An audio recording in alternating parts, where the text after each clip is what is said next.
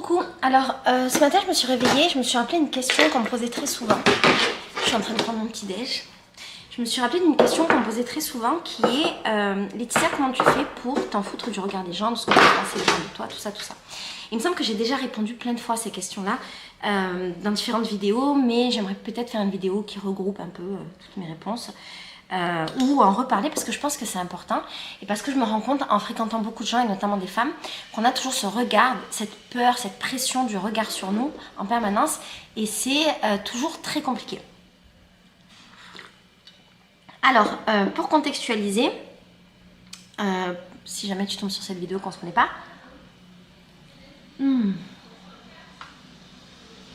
déjà je mange un truc merveilleux. C'est des gâteaux marocains qui viennent directement du Maroc.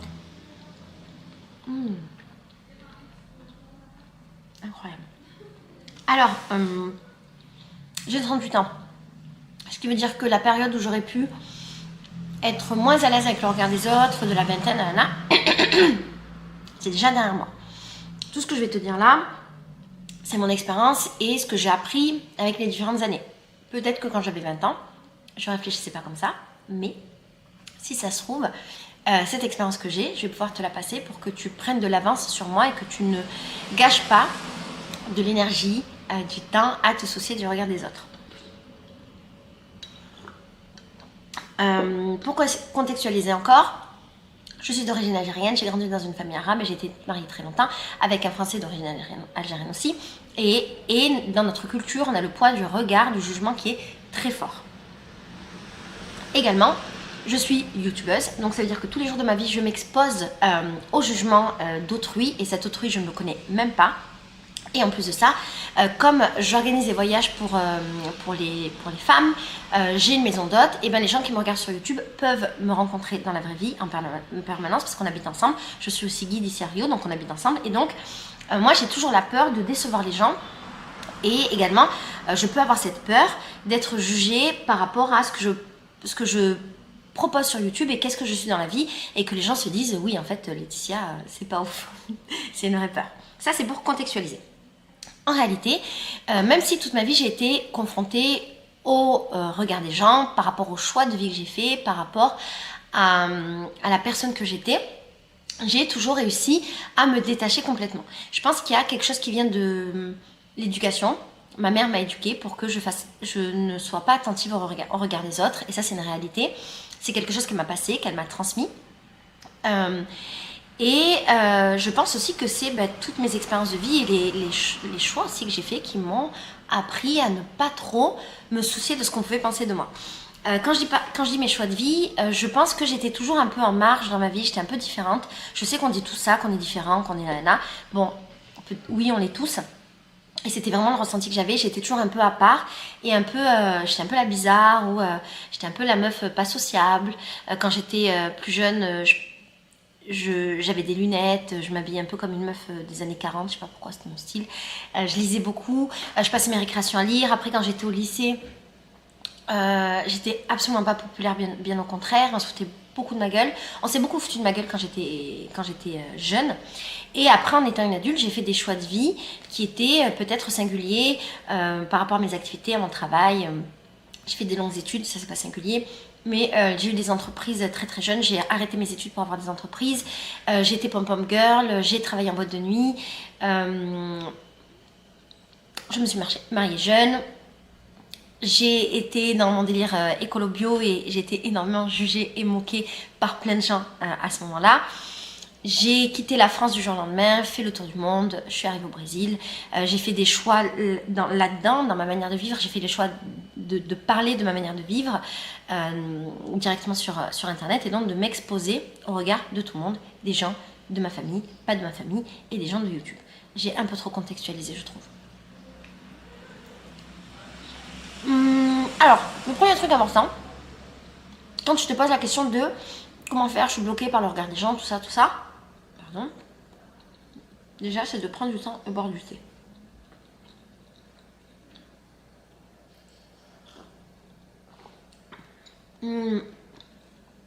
C'est de te rappeler un truc très important, c'est qu'on ne contrôle absolument pas ce que les gens pensent de nous. Moi quand j'ai compris ça, ça a changé ma vie. Dans tous les cas, quoi que je fasse, je pourrai jamais contrôler ce que les gens pensent, en bien ou en mal. Quoi que je fasse, ils auront un avis sur la question, sur ce que je suis en train de faire. Si ça se trouve, toi, tu as un avis parce que je suis en train de manger la bouche ouverte et que tu trouves ça dégueulasse. Ou si ça se trouve, tu te dis, putain, c'est trop bien, elle mange un gâteau et ça me donne trop envie d'en manger. Franchement, c'est ce que tu devrais te dire. Mais j'ai pas de contrôle. Donc, le jour où j'ai compris que j'avais aucun contrôle sur ce que les gens pensaient de moi, ça m'a beaucoup libérée et j'ai absolument lâché prise. Donc, le jour où j'ai compris ça, ça a complètement changé ma vie. J'ai lâché prise. Et en vrai, on n'a pas d'autre choix que de lâcher prise sur des choses sur lesquelles on n'a pas de main, on n'a pas de prise. Deuxième truc, ce que j'ai compris aussi beaucoup, c'est que quand je croyais que les gens avaient des jugements, me regardaient, blablabla, et ben je transférais plein de trucs et j'imaginais plein de choses qui étaient très souvent très fausses. Exemple, je suis dans la rue, j'ai une tenue particulière ou je fais un truc particulier, les gens me regardent et je peux penser qu'ils me croient ridicule, qu'ils me trouvent ridicule, qu'ils se foutent de ma gueule et compagnie. Et si ça se trouve, les gens pensent juste que je suis une bombe atomique. Certainement que c'est ça qu'ils pensent. J'espère. Moi, j'aime bien. J'aimerais, du moins, que ce soit ça qu'ils pensent. En tout cas, très souvent, on imagine des choses qui sont absolument fausses. Et quand on discute après, je sais pas si ça t'est déjà arrivé, quand on discute après avec les gens, ils nous disent « Mais non, mais quand je t'ai connu, en fait, c'était ça que je pensais de toi et pas ça. » Et ça nous montre bien qu'on fait beaucoup de transferts qui n'ont aucun intérêt. Et encore une fois, on n'a pas la main sur ce que les gens pensent de nous. Un truc hyper important. Alors là, quand j'ai compris ça, ça a changé mon existence. Tout le monde s'en bat les couilles de ma vie. Et ça, c'est très important parce que avant, je faisais des trucs et je pensais qu'on me regardait. Sauf que tout le monde s'en bat les couilles de ma vie et j'y pense en permanence. Vraiment, c'est un mantra pour moi. On s'en bat les couilles de ma vie. Et donc, je me suis rendu compte qu'en fait, les gens, non, s'en foutaient. Alors, des fois, oui, leur regard était sur moi parce que, je sais pas, je faisais un truc différent, un mouvement, j'avais une jupe différente. Bon, voilà. Et je me suis rendu compte qu'au bout de 2-3 minutes, des fois moins, 30 secondes, les gens détournaient leur regard parce qu'en fait, ils sont auto-centrés sur eux-mêmes et c'est comme ça, c'est la vie. Regarde la preuve. Si moi, je crois que les gens me regardent, c'est parce que je suis auto-centrée sur moi-même et je me sens le centre du monde. Et les gens aussi sont exactement dans le même délire de centre du monde, donc ils s'en foutent de ma vie. J'ai fait un test il y a quelques années, c'était quand je commençais ma chaîne YouTube et j'avais super honte d'être dans le métro ou dans des lieux publics et d'être avec ma caméra parce que j'avais l'impression que tout le monde me regardait. Et à l'époque, je traînais avec Raj, un YouTuber qui n'est plus sur YouTube maintenant et qui m'avait dit, essaye à Paris, c'est un bon exercice, tu vas dans le métro, tu filmes et tu regardes si les gens te calculent. J'étais avec lui, j'avais méga honte, tout ça, ça a été filmé, c'est sur YouTube, j'avais méga honte et je me suis rendu compte en le faisant plusieurs fois que les gens me prêtaient attention pendant, allez, 30 secondes, 1 minute, même pas. La vérité, 10 secondes. Ils me regardaient parce que je faisais un truc inhabituel, en tout cas inhabituel dans le moment qu'on était ensemble. Et au bout de 10 secondes, je ne les intéressais pas parce que je ne suis pas intéressante. Pour moi, oui, je me trouve la personne la plus intéressante du monde parce que je suis auto-centrée, mais pour eux, pas du tout. Et donc, très vite, ils retournaient à leurs activités, à leurs trucs et ils s'en foutaient de ma vie.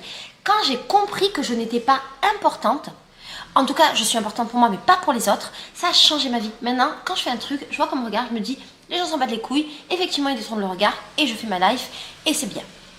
Un autre truc, je suis la seule à vivre ma vie. Je suis née seule, je parcours ma vie seule et je vais mourir seule. Et quoi que je fasse dans ma vie, je le ferai seule et tous mes choix, je les ferai seule.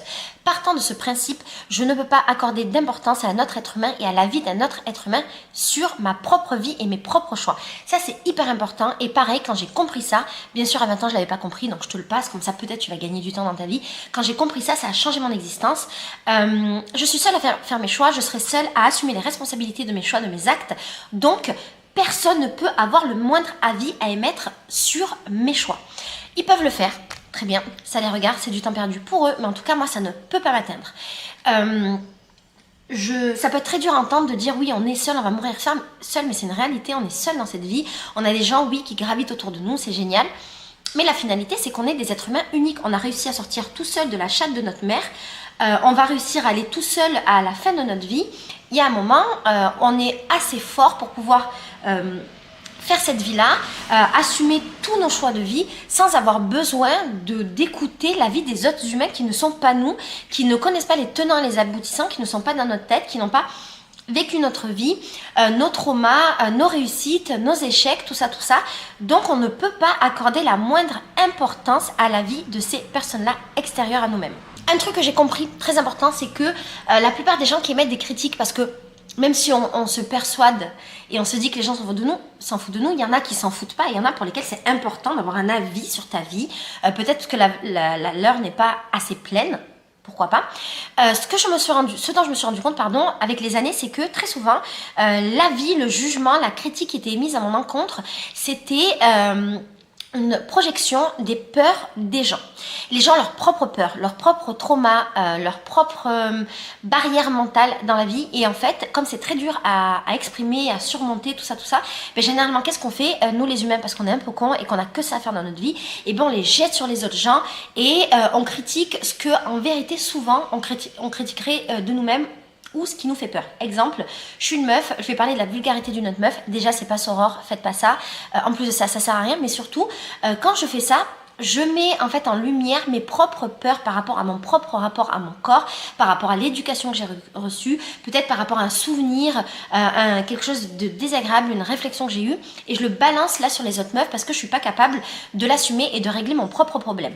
Donc, déjà premièrement, réglons nos problèmes tout seuls et arrêtons d'emmerder les gens qui n'ont rien demandé. Et d'autre part, quand on reçoit des critiques comme ça, des commentaires, des machins, eh ben c'est intéressant de se souvenir de ça. Et de se souvenir que c'est juste le reflet de la peur de l'autre personne et d'avoir plutôt de la compassion. Moi, j'ai de la compassion. Des fois, j'essaie de parler avec les gens. Quand c'est des meufs, je prends le temps parce que j'aime les femmes de tout mon cœur et que j'ai envie d'être là pour elles et que j'arrive à reconnaître les failles et ce qu'elles renvoient à travers leurs failles. Peut-être parce que je travaille avec les femmes et que du coup, voilà, j'ai cette habitude. En tout cas, je prends ce temps-là et puis si j'ai pas envie de le prendre, c'est pas très très grave et je le laisse aux gens. Ça leur appartient et ça ne m'appartient pas. Je n'ai pas à prendre ce qui ne m'appartient pas. Les critiques, les jugements, les machins, ça ne m'appartient pas. C'est dans la tête de la personne, dans l'expérience de vie de la personne, les peurs de la personne, tout ça. Donc, ce n'est pas à moi. Tout ça pour dire que aucun être humain a à avoir un avis sur ce que je fais ou pas. Bien entendu, des gens proches, des gens de confiance à qui on a autorisé le fait d'avoir un avis, oui. Et c'est ça la différence.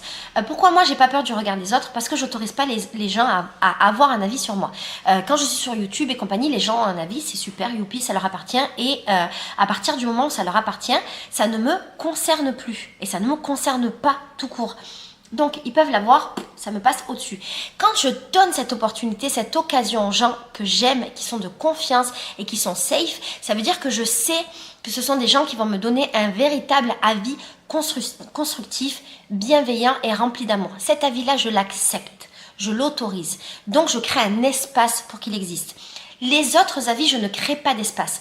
Parfois, on ne se rend pas compte, mais on crée cet espace pour que les gens puissent nous critiquer ou émettre un jugement parce qu'on n'est pas sûr de nous, parce qu'on demande notre avis ou parce que justement nos insécurités sont tellement voyantes, visibles, palpables que les gens s'engouffrent dans nos brèches. Il ne faut pas laisser cet espace-là, c'est un gros travail, c'est pas facile, on se réveille pas un matin en ayant une grande confiance en nous. Tout ça, c'est le résultat de nos expériences de vie, de nos réflexions, de nos introspections, peut-être de nos recherches en développement personnel, peut-être de nos psychanalyses. Tout ça, c'est une expérience de vie et parfois à 20 ans, on l'a pas, mais à 30 ans, 38 ans, on l'a. Et quand on atteint ce niveau-là, c'est absolument merveilleux parce qu'on vit dans une espèce de paix qui est incroyable. À 38 ans, réellement, je m'en bats les couilles de tout ce qu'on peut penser de moi. Et ça me permet d'avoir une vie extrêmement libre et heureuse parce que je fais tout ce que je veux à chaque instant. Et je crois que je ne pourrais pas vivre autrement parce que je ne pourrais pas vivre sans cette paix intérieure. Moralité de l'histoire, chaque fois que tu crois qu'on te regarde, souviens-toi que les gens s'en battent les couilles de ta vie et chaque fois que tu as peur qu'on te juge, souviens-toi que tu vas mourir seul et que ta vie, elle n'est là que pour toi et par toi. Ok, je te fais des gros bisous, je te dis à bientôt.